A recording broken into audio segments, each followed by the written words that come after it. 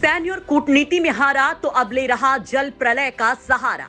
अरुणाचल और उत्तराखंड में चीन की कुटिल चाल, जवाब देने के लिए भारत भी है तैयार। नेपाल में भी चीन बना रहा बड़ा गेम प्लान, भारत को करना होगा तगड़ा इंतजाम। हिंदुस्तान से टकराना चीन को पड़ने वाला है भारी, जिनपिंग की हर चाल पर पलटवार की है पूरी तैयारी। दोस्तों, भारत से सैन्य और कूटनीति में बार बार पिटने के बाद अब चीन ने एक खतरनाक चाल चली है, ऐसी चाल जिसके बारे में शायद ही किसी ने सोचा होगा। दोस्तों, चीन की ये साजिश इतनी भयावह है कि अगर वो इसमें कामयाब हो जाएगा तो भारत में बस तबाही का मंजर होगा। हर तरफ केवल प्रलय ही प्रलय होगी। बर्बादी की इस तस्वीर को देखकर आपकी रूह कांप जाएगी, कलेजा मुंह को आएगा, आपका दिल भर जाएगा, आपके मन में चीन के प्रति और गुस्सा बढ़ जाएगा। आप उसे सबक सिखाने के लिए बेचैन हो जाएंगे, उसकी मांद में घुसकर उसकी बैंड बजाना चाहेंगे, उसका वजूद मिटाना चाहेंगे, उसे खाक में मिला देना चाहेंगे। दोस्तों, यहाँ सवाल ये उठता है कि आखिर चीन की चाल क्या है? इस बार वो भारत को मात देने के लिए कौन सी रणनीति बना रहा है? सैन्य ताकत में तो वो पहले ही मात खाता जा रहा है, फिर अब क्या जुगत लगा रहा है? चीन की साजिश को नाकाम करने के लिए भारत क्या तैयारी कर रहा है? कौन सी गोटी बिछा रहा है? कैसे नहले पर दहला दे रहा है? कैसे चीन की पुंगे बजा रहा है? दोस्तों, चीन जिस ख्वाब को पाले बैठा है, भारत भी उसे समझ रहा है। चीन की हर चाल पर भारत की पैनी नजर है। दोस्तों, भारत भी चीन को दिखा देना चाहता है कि अगर वो डाल है तो हिंदुस्तान भी पात पात है। उसके हर वार पर पलटवार करने के लिए भारत तैयार बैठा है। लिहाजा वो ये गलतफहमी ना पाले कि वो चाल चलता रहेगा और भारत हाथ पर हाथ धरे बैठा रहेगा।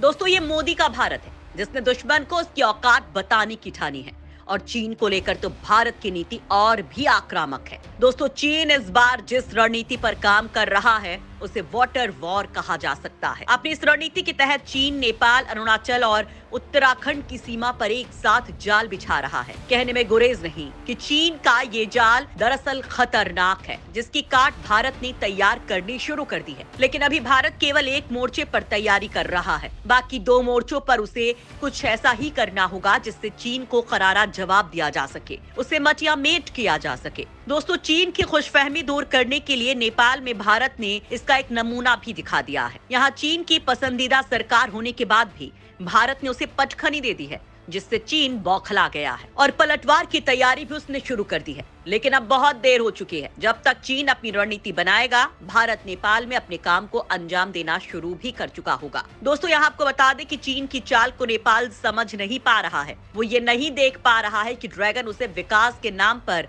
अपने कर्ज पाश में बांधना चाहता, जिससे वो कभी उबर ही ना पाएगा। एक तो उसके ऊपर वैसे ही कई संकट मंडरा रहे हैं, उसकी अर्थव्यवस्था के रसातल में जाने के संकेत मिल रहे हैं। ऐसे में चीन के माया जाल में अगर वो फंसा तो उसका दुर्दिन आना तय है। जो हाल आज श्रीलंका पाकिस्तान का हुआ है, उससे भी बदतर हाल नेपाल का होगा। दोस्तों, यहाँ सवाल ये उठता है कि जब नेपाल में चीन के इशारे पर चलने वाली सरकार है, तो फिर भारत उसे कैसे मात देगा? कैसे नेपाल को उसके चंगुल से निकालेगा? कैसे उसे चीन की कुटिल चाल से बचाएगा? दोस्तों, दरअसल नेपाल में चीन को मात देना भी भारत की रणनीति का एक हिस्सा है, क्योंकि नेपाल की सीमा पर भी चीन भारत के साथ जल युद्ध की तैयारी कर रहा है। दोस्तों, यहाँ सवाल उठता है कि आखिर ये जल युद्ध क्या है जिसकी जोर शोर से चीन तैयारी कर रहा है? क्या चीन समुद्र में किसी बड़ी योजना पर काम कर रहा है? क्या उसकी नौसेना भारत को घेरने की तैयारी कर रही है? क्या वो अपनी जमीन पर नहीं, पानी पर भारत से जंग की तैयारी कर रहा है? अगर ऐसा है तो फिर भारत क्या कर रहा है? चीन की इस युद्ध नीति का जवाब देने के लिए हिंदुस्तान की रणनीति क्या है? आपके इन सवालों के जवाब हम देने जा रहे हैं।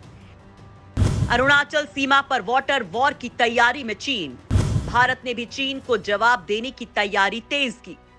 दोस्तों, चीन अपनी हरकतों से बाज नहीं आ रहा है। एलएसी बॉर्डर के पास 60,000 मेगावाट की क्षमता वाले डैम के सहारे वो वाटर वॉर की तैयारी में है। ये डैम मैजोग एलएसी बॉर्डर पर बनाया जा रहा है। ये डैम अरुणाचल प्रदेश के भी बिल्कुल नजदीक है। दोस्तों, यहाँ सवाल उठता है कि आखिर चीन के डैम बनाने से भारत को क्या खतरा हो सकता है? आखिर इसके जरिए चीन कैसे जंग की तैयारी कर सकता है? आखिर क्यों इससे भारत को सचेत रहने की जरूरत है?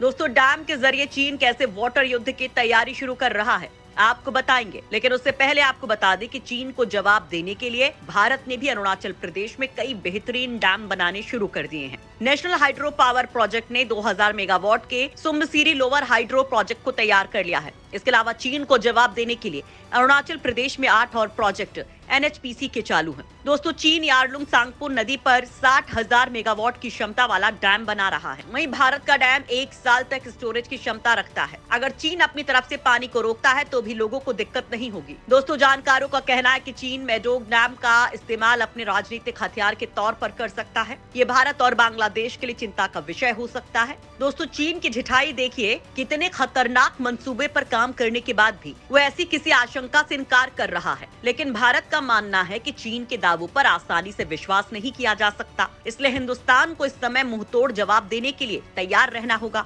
दोस्तों, चीन केवल अरुणाचल की सीमा पर ही नहीं, उत्तराखंड की सीमा पर भी बड़ी साजिश रच रहा है। यहाँ सवाल उठता है कि चीन यहाँ कौन सी चाल चल रहा है, यहाँ कैसे भारत को मात देने की तैयारी कर रहा है और भारत चीन को सबक सिखाने के लिए क्या कर रहा है। उत्तराखंड में भी चीन की खतरनाक साजिश।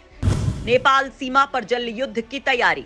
दोस्तों, अरुणाचल प्रदेश की सीमा के बाद अब ड्रैगन ने नेपाल, भारत और चीन के ट्राई जंक्शन पर एक विशाल बांध के काम को तेज कर दिया है। दोस्तों, यहाँ सवाल उठता है कि क्या चीन यहाँ भी अरुणाचल वाली चाल चल रहा है? क्या वो भारत को एक साथ कई मोर्चों पर घेरना चाह रहा है? ताजा सैटेलाइट तस्वीरों से खुलासा हुआ है कि चीन साल 2021 में माबजा जांगबो नदी पर एक विशाल बांध बना रहा है, जो ट्राई जंक्शन से मात्र कुछ ही किलोमीटर की दूरी पर है। विश्लेषकों का कहना है कि उत्तराखंड के पास बन रहे चीन के इस बांध से भविष्य में ड्रैगन इस इलाके में पानी पर पूरा नियंत्रण स्थापित कर सकता है। दोस्तों, ताजा सैटेलाइट तस्वीरों के आधार पर खुलासा हुआ है कि चीन का ये बांध उत्तराखंड के कालापानी इलाके के काफी पास में स्थित है। चीन इस डैम को अपनी बुरांग काउंटी में बना रहा है। यही नहीं, इसी बांध के पास ही चीन एक हवाई अड्डा भी बना रहा है, जो चीनी वायुसेना के लिए काफी कारगर साबित हो सकता है।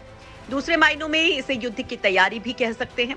दोस्तों, तस्वीरों से पता चलता है कि अभी चीन के इस बांध का निर्माण कार्य पूरा नहीं हुआ है, लेकिन उस पर लगातार काम जारी है। इस परियोजना से चीन भविष्य में टेंशन बढ़ा सकता है।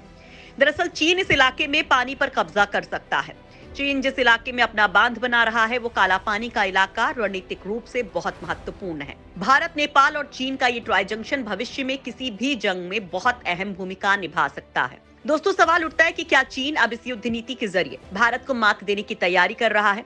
क्या वो अपनी इस साजिश में कामयाब हो पाएगा? चीन की इस साजिश का भारत के पास आखिर क्या काट है? दोस्तों, जैसा कि आप जानते हैं कि काला पानी, लिपुलेख और लिम्पियाधुरा को लेकर भारत और नेपाल के बीच सीमा विवाद है। चीन अपने इशारे पर नाचने वाले केपी ओली के जरिए काला पानी सीमा विवाद को अक्सर भड़काता रहता है। पिछले दिनों भारत और नेपाल के व्यापारियों के बीच पत्थरबाजी इसी का उदाहरण है। दोस्तों, नेपाल में बनी नई सरकार भी चीन की भाषा बोल रही है, भारत के क्षेत्र को अपना बता रही है, जिसके बाद भारत ने नेपाल में चीन की जड़ों को कमजोर करने की तैयारी तेज कर दी है। यहाँ सवाल उठता है कि नेपाल में चीन की जड़ कमजोर करने के लिए भारत क्या कर रहा है? कैसे अपने विकास पथ को वहाँ आगे बढ़ा रहा है? कैसे चीन के लिए चुनौती बन रहा है? नेपाल में देखता रह गया चीन, भारत मार ले गया बाजी। काठमांडू तक सबसे पहले दौड़ेगी हिंदुस्तानी ट्रेन।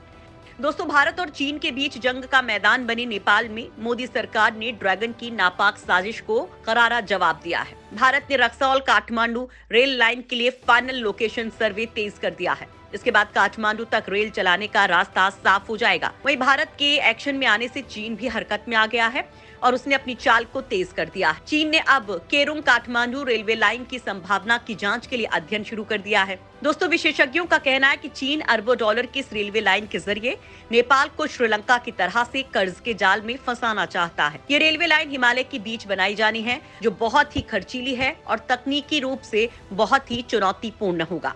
यही नहीं, रेलवे लाइन बनने के बाद उसे चलाए रखने में करोड़ों रुपए का खर्च आएगा।